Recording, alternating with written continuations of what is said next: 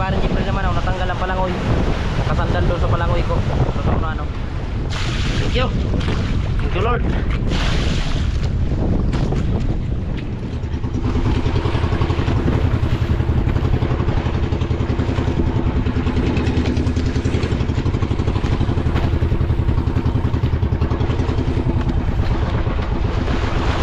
Ayan. Woo.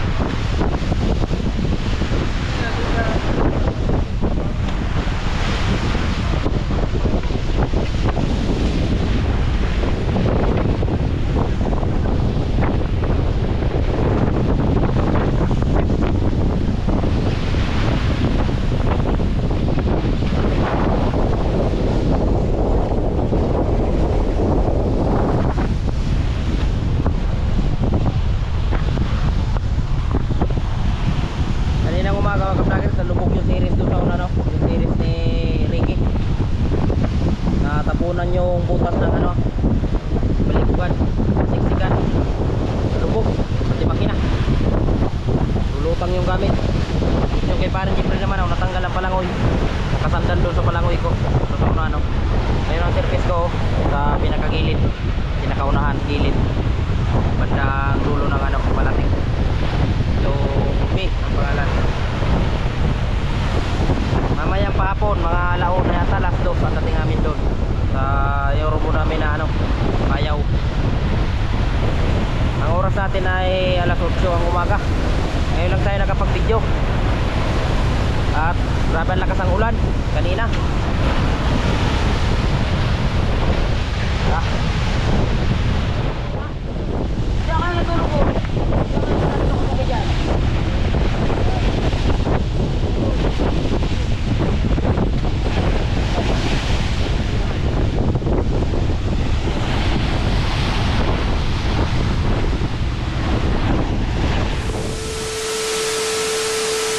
Yun. Good morning mga kablagers. Nandito na kami sa area.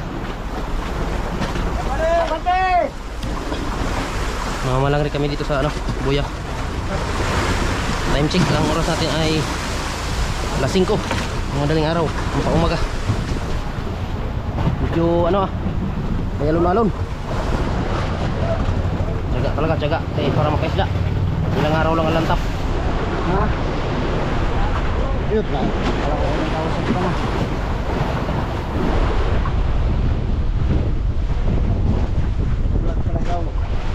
Testing naman, testing. Kung marunong pa.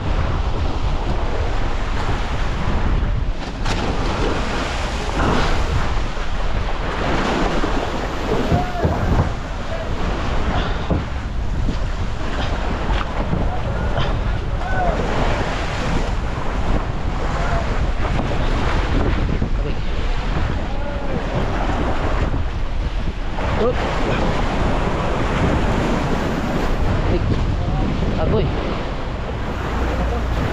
Pagong pare. Lah. Lah, lalim.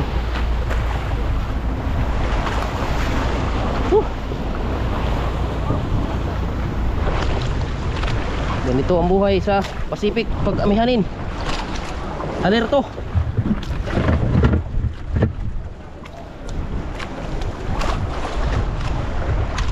Ang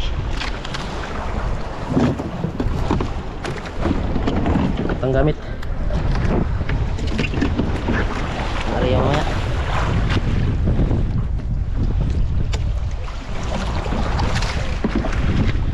Ito. Bago.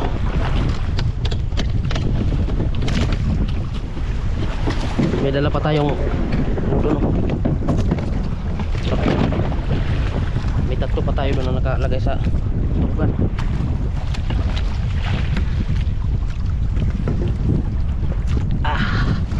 Yay.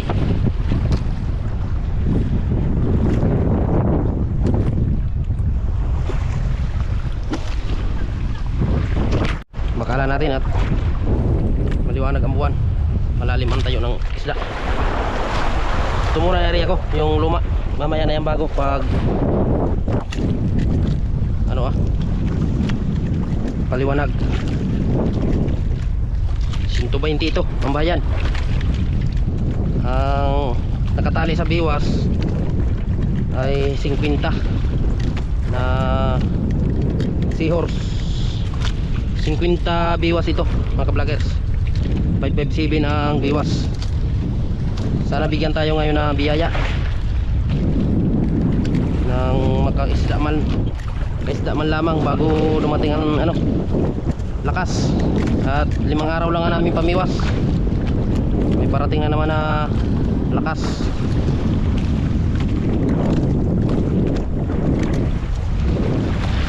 Yun, abang-abang lang mga ka-vloggers. At ikat na natin ang ating video.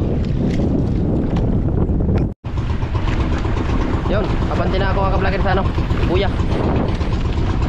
May placer pala yung mga ka-vloggers, yung buya na yan. Wala. Taas ang alon.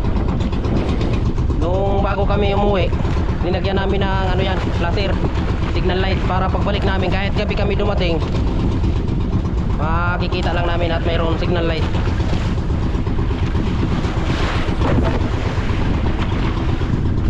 Sa mga nagtatanong ng mga viewers natin kung normal lang ba itong alon na ito na naranasan namin dito sa laot ng Quezon Province sa Pacific, para sa amin po normal lang itong alon na ito basta wala lang bagyo.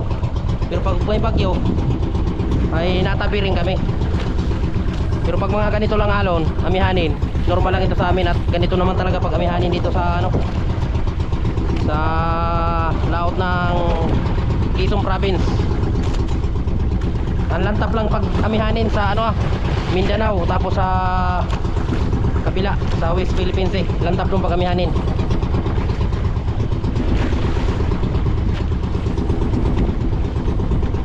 Talagang tayo dito, marami tayong babantayan. Bantay sa mga kasama para hindi magsapay, bantay din sa alon. Yosi kami kasi race. Pag may nagkamali dito na isa, sigurado sapay-sapay talaga. Halos di pa naman kami magkitaan sa taas ng taas ng alon. Yun, si Bano ang ka-vloggers, maliwanag na. Liwanag na bago. Liparan tayo. Grabe kahirap, kaya sobrang dami namin. Talagang todo ilag para di lang magpang abot na namin mga area. Lusi kami ka service. Salamat naman at liparan tayo. Pinatay ko ang makina at mahirap magbaliktad pag ganito ng alon. Baranggaan lang kami.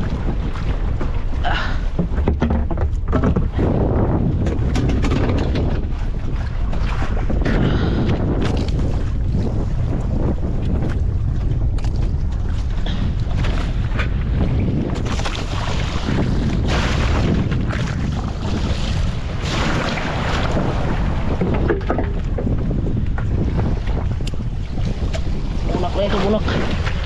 Kalalaki ng alon.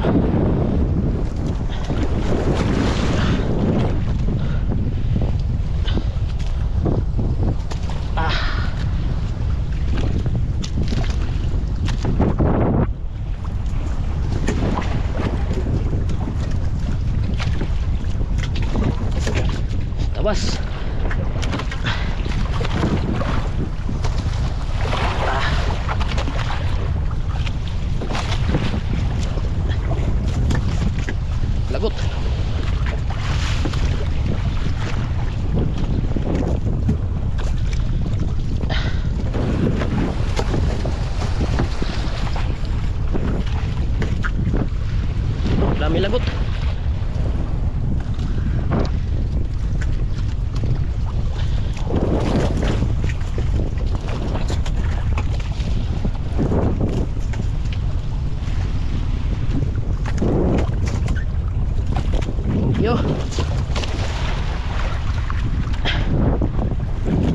metros lang ang ano ito, ang pagitan ng biwas, 1 metros.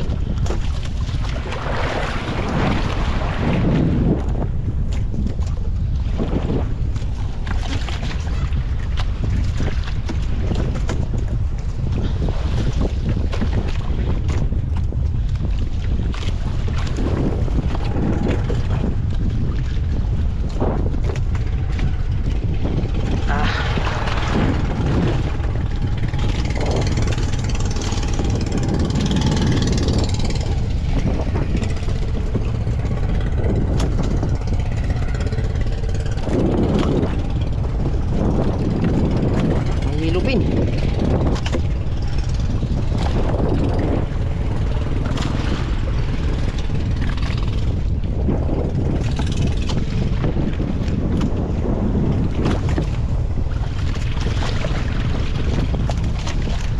Dah, gulo-gulo. Ini.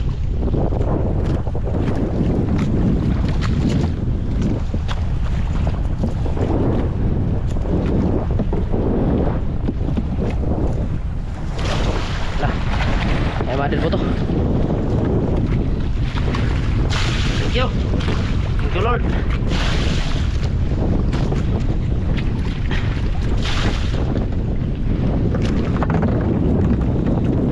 Hariya tayo ng bago. Ito.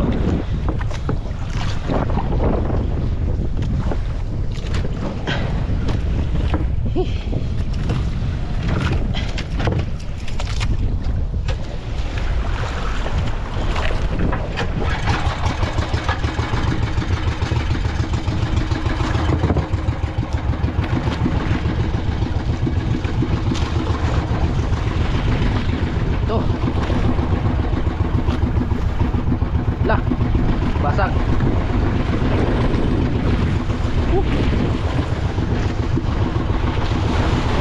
Ah.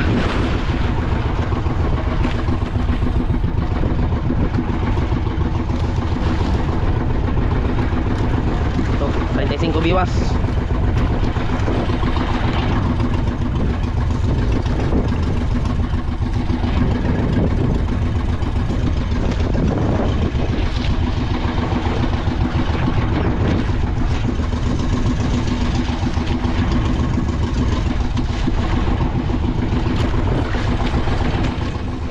Yun, tapusan natin Maria.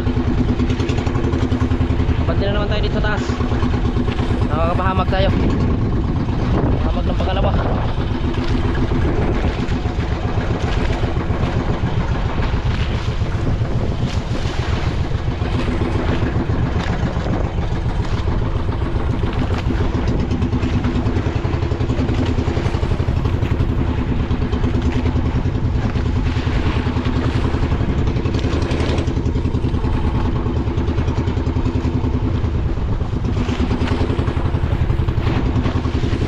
Balikan si bawah na do.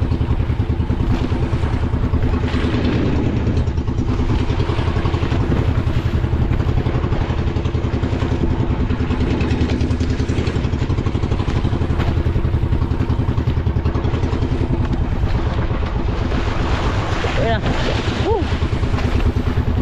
Sitik.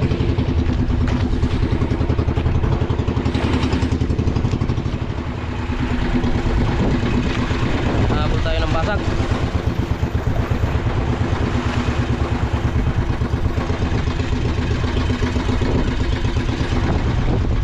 Iwanag na, iba tayo ng baga ng pangalawa. Ang ano namin ito 0.5 na payaw, yung Irish G na 0.5. So, sa mga nag-comment sa Facebook page natin na kawawa daw yung buya na tinatalian namin, kawawa daw yung mayari. Sa amin po itong ano, mga buya na pinapamiwasan namin, itong tinatalian ng mother boat. Sarili po ito, sarili po itong buntog ng ano, Irish G. Hindi po kami nakikialam sa mga buya ng iba. At ang malalaking bangka dito sa Dinahican, kanya-kanya ng ano, kanya-kanya ng sariling payaw, buya. Walang pakialaman.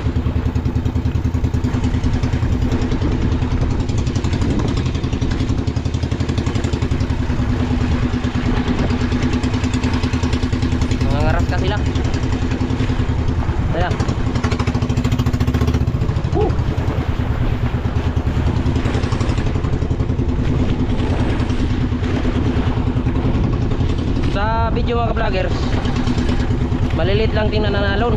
Kasi ang gamit ko na camera, GoPro. Maliliit talaga tingnan dito ang alon sa video. Pero kung sa cellphone, klarong klaro yung alon na yan.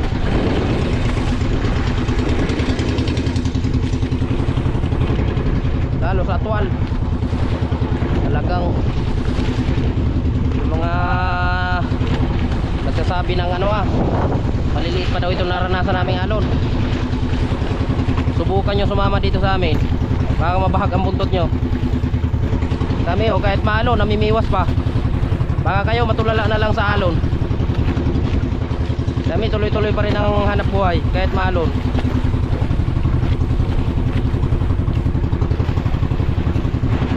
Kahambukan lang daw itong ginagawa namin. Hambukan. Pinagayabang lang daw namin yung alon. Kaya kami nalaot para may content lang daw na alon na malalaki. Hindi nyo pa alam mga ka-vloggers na ang konsumo ng bangka kalahating milyon. Tapos iko-content ko lang ang paglalaot namin. Ordinary lang sakay ako dito sa RSG. Grabe yung klaseng pag-iisip pa. Ganun pag-iisip. Nasa talampakan na siguro ang utak ng mga ganyan tao. Kalahating milyon ang konsumo tapos laot lang para mag-content. Ay halos di nga ako nakasahod sa content ko, sa video ko. Libangan ko lang yan para lang sa mga followers ko na mga buyod ang utak. Gusto ko lang ipakita yung aming karanasan sa laot. Ay kung nayayabangan ka sa aming video, ay huwag ka na naman manood. Hindi ito para sa yung video na ito. Para ito sa mga followers ko na mga buyod ang utak. Ikaw siguro anak ka ng anak ka ng kontraktor o engineer, kaya hindi mo kami maintindihan, mga mahihirap. Anak anak kontraktor, anak mayaman. Hindi ba mga ka-vloggers? Nakikita natin ilang piraso lang yata ito, matulingan.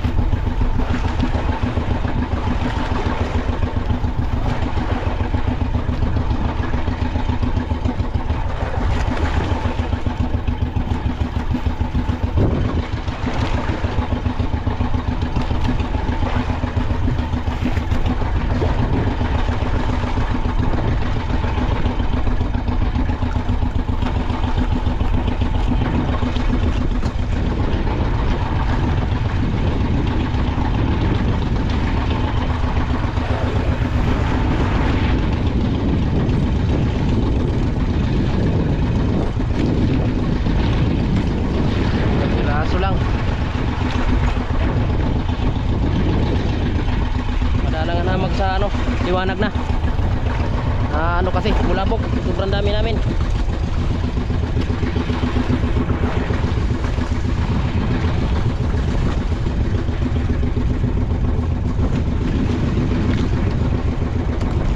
Ang unang pahamag natin na maganda ho, nasa Dorado. Binayan ng Dorado.